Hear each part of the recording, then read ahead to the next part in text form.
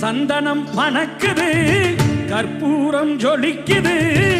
சந்தனம் மணக்குது கற்பூரம் ஜொலிக்குது கந்தகிரி கோயில் வந்தால் நன்மையெல்லாம் நடக்குது கந்தகிரி கோயில் வந்தால் நன்மையெல்லாம் நடக்குது சந்தனம் மணக்குது கற்பூரம் ஜொலிக்குது